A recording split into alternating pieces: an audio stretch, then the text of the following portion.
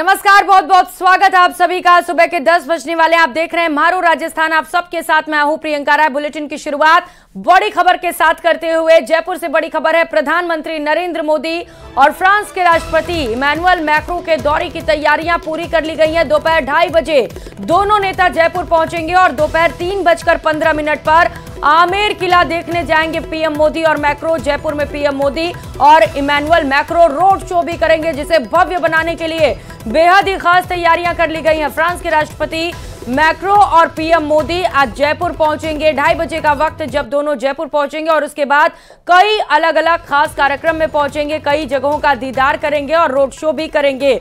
दौरे को लेकर सभी प्रकार की तैयारियों को पूरा किया गया है। मुख्यमंत्री भजनलाल शर्मा पीएम के दौरे को लेकर निरीक्षण भी कर रहे हैं। रामनिवास बाग से लेकर एल्बर्ट हॉल, त्रिपोलिया, जंतर मंतर और हवा महल से लेकर सांगानेरी गेट का भी निरीक्षण किया गया। विशेष रूप से उसे सजा दिया गया है। और बताते चले कि कल देर रात मुख्यमंत्री भजनलाल शर्मा ने रूट का भी निरीक्षण किया था। ऐसे में किसी भी स्तर पर दौरे में कहीं से कोई चूक ना हो जाए, कहीं कोई कमी ना रह जाए।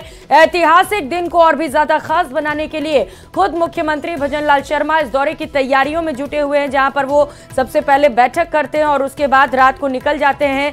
तमाम अलग अलग जगह पर पहुंचते हैं और वहां पर जाकर तैयारियों की समीक्षा करते हैं। प्रधानमंत्री नरेंद्र मोदी और फ्रांस के राष्ट्रपति इमैनुअल मैक्रो रोड शो भी करेंगे और रोड शो को भव्य बनाने के लिए भी बेहद ही खास तैयारियां इस वक्त की जा रही हैं। रोड शो को लेकर खुद मुख्यमंत्री भजनलाल शर्मा भी जुटे हुए। दोपहर 2:30 बजे का वो वक्त जब फ्रांस के राष्ट्रपति इमैनुअल मैक्रो और प्रधानमंत्री नरेंद्र मोदी जयपुर पहुंचेंगे और इसके बाद आमेर महल से लेकर जंतर मंतर जाने का भी कार्यक्रम तय किया गया है। तो प्रधानमंत्री नरेंद्र मोदी का जयपुर दौरा बेहद खास रहने वाला है, जहां पर वो रोड शो करेंगे, जब उनके साथ फ्रांस के राष्ट्रपति इमैनुअल मैक्रो भी मौजूद रहेंगे। तो ये दिन न सिर्फ देश के लिए खास है, बल्कि पूरे राजस्थान के लिए भी बड़ा ही खास मौका है। और सीधे लिए चलते हैं सहयोगी रोशन के पास, क्योंकि लगातार वो मौजूद हैं उन जगहों पर जहां पर प्रधानमंत्री नरेंद्र मोदी और इमैनुअल मैक्रो कुछ ही समय में पहुंचेंगे। रोशन, कितनी तैयारियां दिन को खास और भव्य बनाने के लिए? बिल्कुल, देखिए प्रियंका, राजधानी जयपुर है।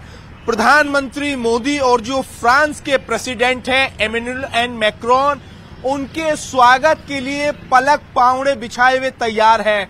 तस्वीरों के अंदर आप देख सकते हैं पूरे जयपुर शहर के अंदर इसी तरीके के जो होर्डिंग्स हैं वो लगाए गए हैं, जिससे साफ मैसेज देने की कोशिश की जा रही है कि जो भारत और जो फ्रांस के बीच में जो दोस्ती है, जो मैत्री है, उसे इन होर्डिंग्स के जरिए दिखाने की कोशिश की जा रही है। स्टेट हैंगर से लेकर आमेर महल तक चप्पे चप्पे के ऊपर पुलिस का जो कड़ा सुरक्षा घेरा यहाँ पर मौजूद है।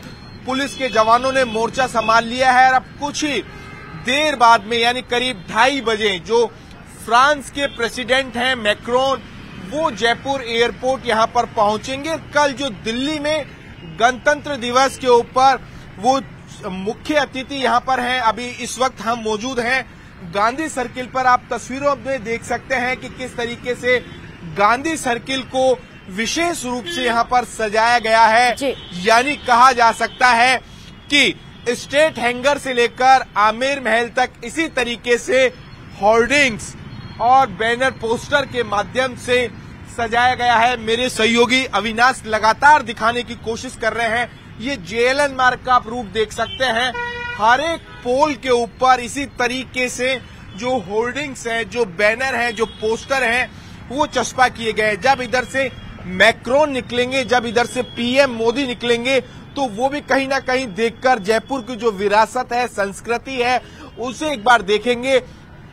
कुल मिलाकर कहा जा सकता है कि जो जयपुर की जो संस्कृति है, जो विरासत है, जो जयपुर का हेरिटेज है, उसे दिखाने की यहाँ पर कोशिश की जाएगी। इस दौरान रोड शो यहाँ पर रहने वाला है। तमाम तरीके की जो तैयारियां हैं वो पूरी कर ली गई है। प्रियंका, बिल्कुल रोशन, तस्वीरें हम देख पा रहे हैं किस तरीके से वहां पर तैयारियां पूरी की गई हैं और पूरे जो रास्ते हैं वहां पर होर्डिंग्स और बैनर्स लगे हुए हैं और बेहद ही अद्भुत नजारा इस वक्त जयपुर में निकलकर सामने आ रहा है। रोशन, मुख्यमंत्री भजनलाल शर्मा भी काफी एक्टिव हैं, क्योंकि कल सबसे पहले उन्होंने एक बैठक की बीजेपी कार्यालय में कार्यकर्ताओं के साथ और उसके बाद रात को निकल पड़े निरीक्षण के लिए। देखिए प्रियंका, मुख्यमंत्री भजनलाल शर्मा के लिए एक बड़ी चुनौती है कि मुख्यमंत्री बनने के बाद में दूसरी बार जो पीएम मोदी जयपुर में आ रहे हैं, ऐसे में किसी देश के जब प्रेसिडेंट यहाँ पर आ रहे हैं तो जो जिम्मेदारी है वो और ज्यादा हो जाती है कि किस तरीके से जो रूट रहने वाला है, सुरक्षा व्यवस्था है, साफ सफाई है, तमाम तरीके की जो तैयारियां हैं वो सुनिश्चित हो। इसको लेकर 2 दिन पहले भी मुख्यमंत्री भजनलाल शर्मा ने जो चीफ सेक्रेटरी हैं सुधांशु पंत और तमाम प्रशासनिक अधिकारियों के साथ दौरा किया था, स्ट्रेट हैंगर से लेकर आमेर महल तक का। कल देर रात भी मुख्यमंत्री जयपुर शहर की सड़कों के ऊपर नजर आए। मुख्यमंत्री खुद तमाम तैयारियों का जायजा लेते हुए यहाँ पर नजर आए, चाहे प्लांटेशन की बात की जाए, सड़कों के रखरखाव की बात की जाए। उनके साथ में कल देर रात जो बीजेपी की जो प्रदेश अध्यक्ष हैं सीपी जोशी, उनके साथ मौके के अंदर मौजूद थे, तमाम प्रशासनिक अधिकारी मौजूद थे। कुल मिलाकर कहा जा सकता है कि पीएम मोदी के रोड शो को लेकर जो तमाम तरीके की जो तैयारियां हैं वो पूरी कर ली गई है। राजधानी जयपुर इसी तरीके से होर्डिंग्स से अटी पड़ी है और कहीं ना कहीं मैसेज देने की कोशिश की जाएगी इन होर्डिंग्स के माध्यम से कि भारत और जो फ्रांस की जो दोस्ती है, जो मैत्री है, वो किस तरीके की है, किस प्रकार की यहाँ पर रहने वाली है। ये जो दौरा है कई महीनों के अंदर अहम है। देखिए राजधानी जयपुर के लिए ही नहीं, देश भारत के लिए ही नहीं, लेकिन अगर वर्ल्ड लेवल के ऊपर बात की जाए तो ये रोड शो कहीं ना कहीं अपने आप में सुर्खियों में यहाँ पर रहने वाला है। जयपुर को वैसे भी जो कहा जा सकता है कि इंडिया का पेरिस माना जाता है, तो ऐसे में कहीं ना कहीं जब फ्रांस के राष्ट्रपति यहाँ से गुजरेंगे, जब जो 4 दीवारी का हेरिटेज, यहाँ का जो फसाड का जो कार्य, यहाँ की जो संस्कृति विरासत, जब वो जंतर मंतर त्रिपोलिया बाजार से यहाँ पर गुजरेंगे तो कहीं ना कहीं वो देखेंगे, उन्हें दिखाने की कोशिश की जाएगी कि जो हमारा जयपुर शहर है वो किस प्रकार का था। 300 वर्ष पहले इस तरीके से इसे बसाया गया था और आज भी जिस तरीके से पूरे जयपुर शहर की जो 4 दीवारी ने हेरिटेज सिटी के रूप में एक अपनी पहचान बनाई है, जो कहा जा सकता है कि वर्ल्ड हेरिटेज जो सिटी की लिस्ट में शुमार है, उसे भी यहाँ पर आज इस दौरे के दौरान दिखाने की कोशिश की जाएगी। प्रियंका, बिल्कुल, क्योंकि गुलाबी नगरी को पूर्व का पेरिस भी कहा जाता है और जब यहाँ पर दिग्गज नेता पहुंचेंगे तो बेहद ही अद्भुत तैयारियां वहां पर की गई है। जब 10 सजे धजे हाथी उनका स्वागत करेंगे और बताया जा रहा है कि डिनर को लेकर भी खास तैयारियां हैं। रोशन, बिल्कुल, देखिए हाई टी से लेकर डिनर की व्यवस्था हो, तमाम तरीके की जो वो हैं वो व्यवस्था यहाँ पर की गई है। जो स्वर्ण महल है उसके अंदर ये व्यवस्था की गई है। इससे पहले हाई टी का एक जो छोटा सा कार्यक्रम भी बताया जा रहा है कि हवा महल के सामने इस तरीके की जो फ्रांस के जो राष्ट्रपति है मैक्रोन, वो वहां पर जो चाय की राजस्थानी जो चाय है उसका लुत्फ लेते हुए नजर आएंगे। जैसे हमने रिहर्सल देखा तो उस दौरान वहां पर एसपीजी के कमांडो हो और तमाम तरीके के जो रिहर्सल यहाँ पर किए गए, जब कारगेट गुजर रहा था तो वो यहाँ पर देखने को मिला। 4 दीवारी कहा जा सकता है कि बैरिकेटिंग से पूरी तरीके से जो पैक कर दी गई है। जब रोड शो उनका होगा तो चप्पे चप्पे के ऊपर पुलिस की निगाहें यहाँ पर रहेगी। त्रिस्तरीय जो सुरक्षा व्यवस्था यहाँ पर की गई है। पूरे जयपुर शहर के अंदर बताया जा रहा है कि 6000 से ज्यादा राजस्थान पुलिस के जो जवानों को डिप्लॉय किया गया है, स्ट्रेट हैंगर से लेकर आमेर महल तक, यानी बिल्डिंग से लेकर जमीन तक के ऊपर जो राजस्थान पुलिस के जो जवानों का जो पहरा रहने वाला है। इसके अलावा उनकी जो सुरक्षा में एसपीजी के जो जवान है वो यहाँ पर रहने वाले हैं। इंटेलिजेंस आईबी हो या सीआईएसएफ हो, तमाम जो एजेंसियां हैं वो अलर्ट मोड के ऊपर है। जयपुर एयरपोर्ट को पूरी तरीके से अलर्ट यहाँ पर रखा गया, तो तमाम तरीके की सुरक्षा व्यवस्था हो, यहाँ की साफ सफाई हो, यहाँ का हेरिटेज हो, तमाम उन चीजों का खास ख्याल रखा गया है। प्रियंका, बिल्कुल, खास मेहमान है तो तैयारियां खास होनी भी जरूरी है। जैसा कि आप बता रहे हैं कि सुरक्षा को लेकर बेहद पुख्ता इंतजाम किए गए हैं, जिससे कि परिंदा भी वहां पर पर ना मार सके। तस्वीरों में भी दिख रहा है जगह जगह पर बैरिकेड्स कर दिए गए हैं क्योंकि वीवीआईपी एंट्री है। और हम बात कर रहे थे डिनर की, तो रोशन, व्यंजनों में बताया जा रहा है कि दाल बाटी चूरमा से लेकर कैर सांगरी की सब्जी और चटनियां भी होंगी, और जो सबसे खास बात है वो ये है कि बाजरे और मक्के की रोटियां भी परोसी जा रही हैं। यानी कि श्री अन्न को ज़्यादा से ज़्यादा लोगों तक पहुंचाने के लिए, उसे और भी ज़्यादा फेमस बनाने के लिए विदेशी मेहमानों को खिलाया जा रहा है, जिससे कि न सिर्फ देश में बल्कि विदेशों में भी श्री अन्न का प्रचार प्रसार हो सके। रोशन, बिल्कुल, देखिए प्रियंका, जब राजस्थान में कोई मेहमान आता है तो राजस्थान की संस्कृति रही है कि पधारो हमारा देश, इस तरीके से स्वागत किया जाता है। और जब पावने पधारते हैं तो उन्हें कहा जा सकता है कि भगवान का दर्जा एक राजस्थानी जो होता है, राजस्थानी के जहन में ये होता है कि जब उनके घर, उनके गांव या उनके शहर में जब कोई कहा जा सकता है कि कोई मेहमान पधारता है तो उनका स्वागत वाजिब है कि हाथी घोड़े लवाजमे के साथ यहाँ पर होगा। और व्यंजनों की बात की जाए तो उसमें क्यों ना दाल बाटी चूरमा भी होगी, कैर सांगरी भी होगी, वो पूरी राजस्थानी डिश होगी। इस तमाम तरीके की जो खास राजस्थान जो टूरिज्म डिपार्टमेंट की ओर से इस तरीके की जो तैयारियां यहाँ पर की गई है, उनके जो बताया जा रहा है कि जो उनका जो डिनर सेट रहने वाला है वो भी खास अंदाज यहाँ पर अपने आप में खास रहने वाला है। और उसमें लिमिटेड पीएम मोदी यहाँ पर रहने वाले हैं, फ्रांस के जो राष्ट्रपति यहाँ पर रहने वाले हैं। तो कुल मिलाकर कहा जा सकता है कि तमाम तैयारियां, एक जब किसी देश का राष्ट्रीय अध्यक्ष आए वो एक मेहमान के तौर के ऊपर यहाँ पर आए, इस देश के जो प्रधानमंत्री खुद उनका स्वागत करे, तो अपने आप में कई मायनों के अंदर ये जो दौरा है वो अहम है। देखिए, लोगों की नजरों में अभी तक रोड शो हो सकता है, लेकिन इसके जो मायने हैं वो कई मायने हैं। चाहे अब कहा जा सकता है कि बिजनेस डील यहाँ पर हो, इसके बाद में मैक्रोन दिल्ली यहाँ पर जाएंगे, जो कल गणतंत्र दिवस है उसके अंदर विशेष मेहमान है, वहां पर उनका जो भव्य यहाँ पर स्वागत होगा।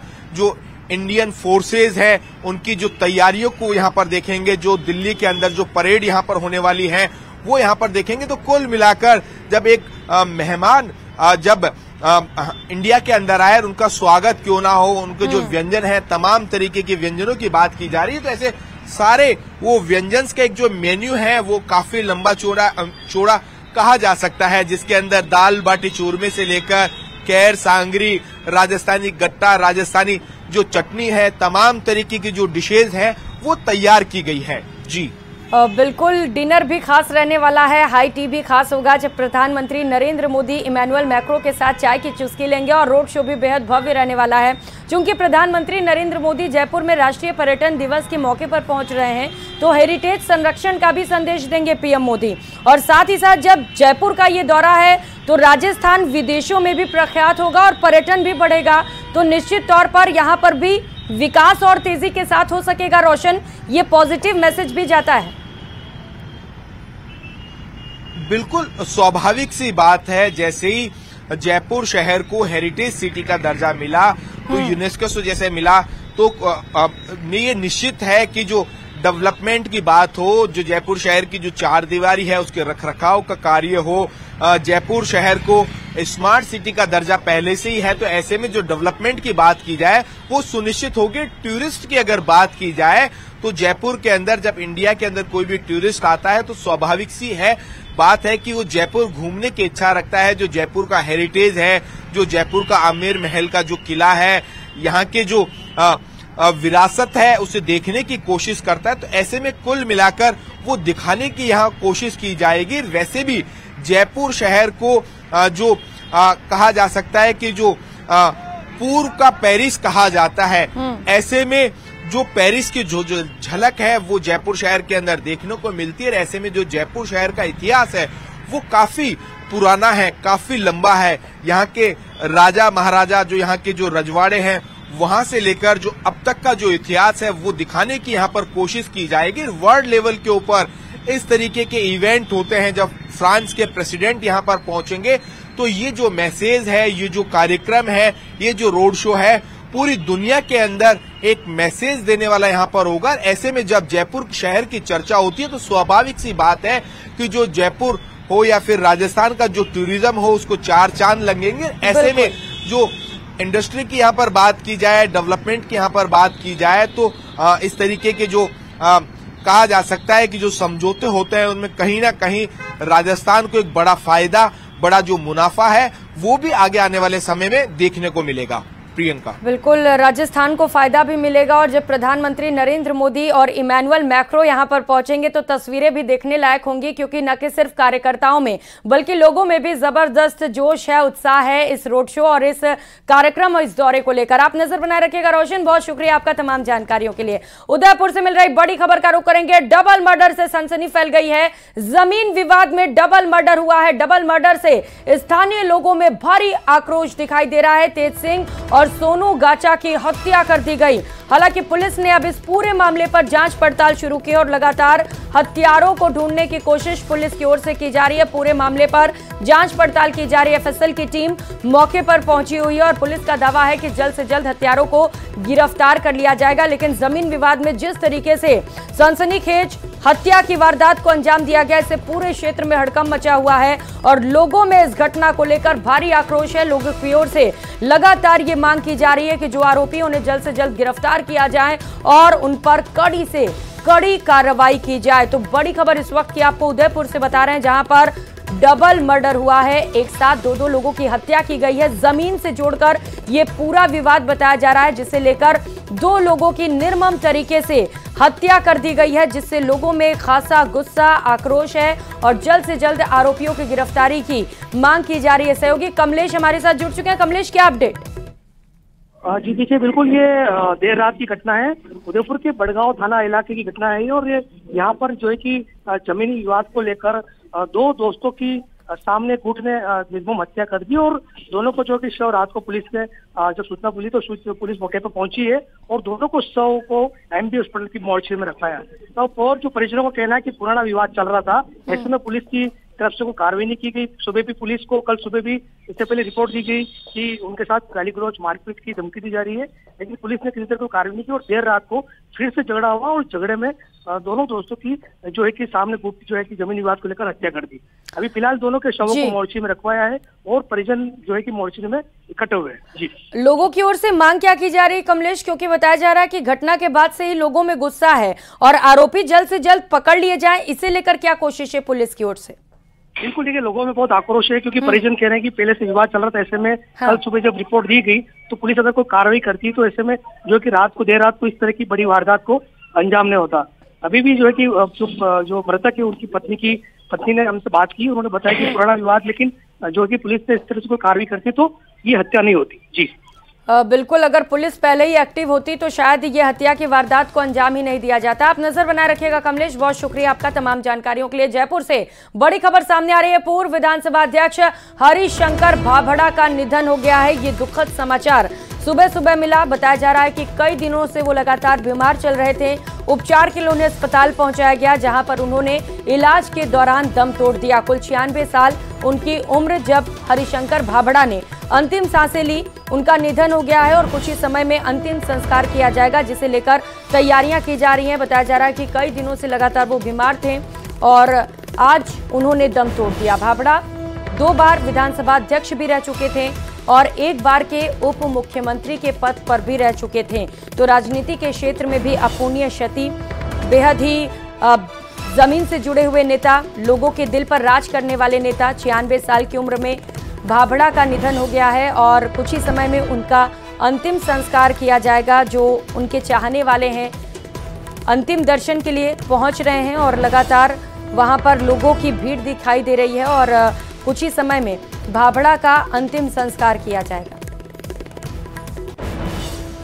तो पूर्व विधानसभा अध्यक्ष हरिशंकर भाभड़ा का निधन हो गया है। सुबह सुबह ये दुखद खबर सामने आई। बताया जा रहा है कि कल उनकी तबीयत ज़्यादा खराब हुई। हालांकि पिछले कई दिनों से उनकी तबीयत नासाज थी और जब कल उनकी तबीयत खराब हुई तो उन्हें अस्पताल भी पहुंचाया गया, लेकिन इलाज के दौरान भाभड़ा ने दम तोड़ दिया।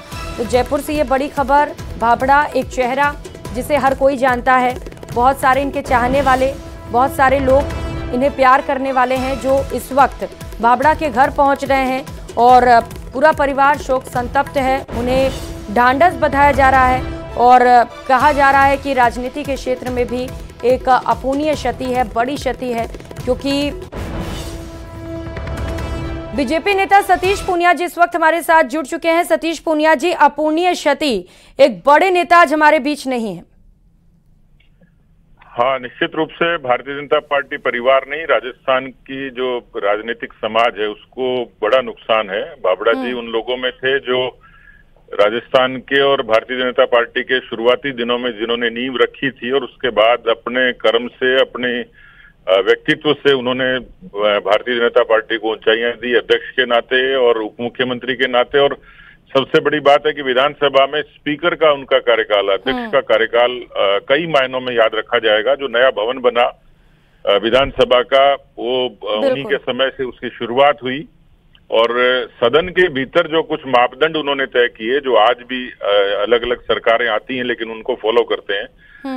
मेरे ख्याल से राजनीति में सुचिता एक बड़ा पक्ष होता है, जिसके बड़े पैरोकार थे बाबड़ा साहब। साफगोई उनके व्यक्तित्व का ऐसे लगता था कि आभूषण है, कि एकदम स्पष्टवादी थे वो। बिल्कुल।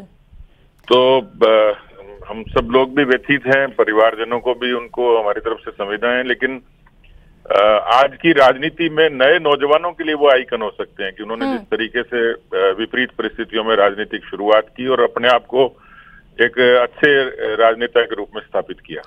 बिल्कुल सतीश पूनिया जी, ठीक कह रहे हैं आप। जमीन से जुड़े हुए नेता, उनकी सादगी उनकी पहचान थी। अब निश्चित तौर पर अपूर्णीय क्षति है ये लोगों के लिए भी।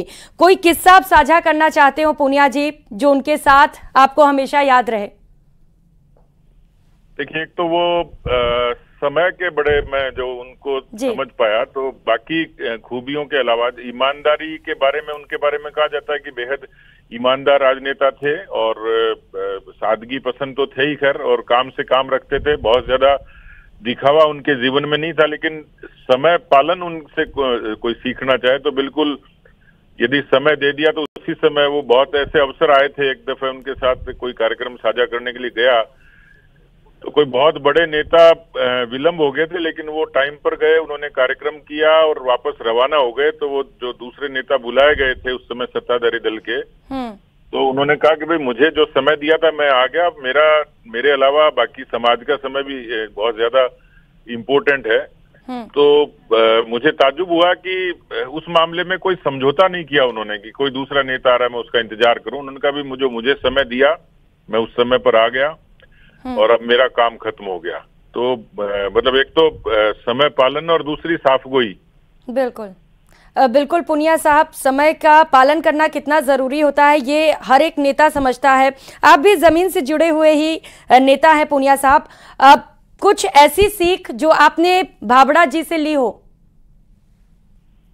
देखिए, मैं जो उनके जीवन का जो एक सुचिता का जो पक्ष था उसको देख के लगता था कि व्यक्ति को राजनीति में कैसे ईमानदार रहना चाहिए, और उसमें कोई मुश्किल काम नहीं है, ये आपके खुद के उसूल होते हैं। तो मैं तो बल्कि ये कहूंगा कि नई पीढ़ी के जो लोग हैं, जो राजनीति में आ रहे हैं, नौजवान भी, तो उनके जीवन से सीखने के लिए कुछ चीजें जो मैंने थी कि एक तो उनका अध्ययन का जो पक्ष था वो बड़ा मजबूत था। वो उसमें कोई कंप्रोमाइज नहीं करते थे। पेपर भी पूरा पढ़ना है या कोई रेफरेंस बुक पढ़नी है तो वो उसके रोजमर्रा का हिस्सा था कि उसमें कहीं ना कहीं कुछ न कुछ पढ़ना जरूरी है। तो ये उनके जीवन से खास तौर पर सीखने को मिलता है कि हमें जो राजनीति में जो स्वाध्याय जिसको कहते हैं कि मुद्दों के बारे में और विषयों के बारे में जानकारी, ये मैंने उनसे सीखी है कि जब भी किसी चीज के लिए आप जाएं तो तैयार होकर जाइए और पढ़ के जाइए। बिल्कुल सतीश पूनिया जी, सैकड़ों में एक ऐसे नेता होते हैं जिन्हें लोग दिल से याद करते हैं। चूंकि आज वो हमारे बीच नहीं है तो न्यूज़ 18 राजस्थान भी उन्हें श्रद्धांजलि दे रहा है। कुछ ही समय में उनका अंतिम संस्कार होना है। आप पहुंच रहे हैं वहां पर सतीश पूनिया जी? जी बिल्कुल, मैं पहुंच रहा हूँ। बिल्कुल, तो आप भी वहां पर पहुंच रहे हैं, वहां पर उनके चाहने वाले भी पहुंच रहे हैं। सतीश पूनिया जी, क्योंकि आज वो हमारे बीच नहीं है लेकिन हमेशा उनकी यादें हमारे बीच है, और कहा जा रहा है कि एक ऐसा नेता अब हमारे बीच नहीं है जो अपूर्णीय क्षति के तौर पर देखा जा रहा है अब। जी बिल्कुल, क्षति परिवार को भी हुई है, पार्टी को भी हुई है और राजस्थान की राजनीति को भी हुई है। बिल्कुल सतीश पूनिया जी, बहुत शुक्रिया आपका न्यूज़ 18 राजस्थान के साथ जुड़ने के लिए। तो पूर्व विधानसभा अध्यक्ष हरिशंकर भाभड़ा का निधन हो गया है। आज वो हमारे बीच नहीं है। 96 साल की उनकी उम्र, और जैसा कि सतीश पूनिया बीजेपी नेता हमारे साथ जुड़े और और बीजेपी उपाध्यक्ष मुकेश दाधीच जी इस वक्त हमारे साथ जुड़ चुके हैं। मुकेश दाधीच जी, आज भाभड़ा हमारे बीच नहीं रहे, क्या कहेंगे आप? देखिए, हम सब के लिए ये बहुत ही दुखद समाचार है कि लंबे समय तक पार्टी के 2 बार अध्यक्ष रहे, विधानसभा अध्यक्ष रहे, उप मुख्यमंत्री रहे, सांसद रहे, ऐसे जिनका एक निष्कलंक जीवन था, ऐसे तपस्वी राजनेता हमारे बीच में नहीं रहे। अभी कुछ दिनों पहले मैं उनको व्यक्तिगत रूप से घर भी मिल के आया था, बाद में हॉस्पिटल भी उनको मिल के आया था। उनकी जाने की मुझे व्यक्तिगत रूप से भी क्षति है और पूरे भारतीय जनता पार्टी राजस्थान को क्षति हुई है। ईश्वर से प्रार्थना करता हूं कि उनको दिवंगत आत्मा को अपने चरणों में स्थान दे और मेरी व्यक्तिगत श्रद्धांजलि, पार्टी की श्रद्धांजलि व्यक्त करता हूं। बिल्कुल बिल्कुल मुकेश जी, ये बड़ी क्षति है न सिर्फ बीजेपी के लिए बल्कि पूरे राजस्थान के लिए, क्योंकि उनके योगदान को कभी भुलाया नहीं जा सकता। बहुत शुक्रिया आपका न्यूज़ 18 पर जुड़ने के लिए।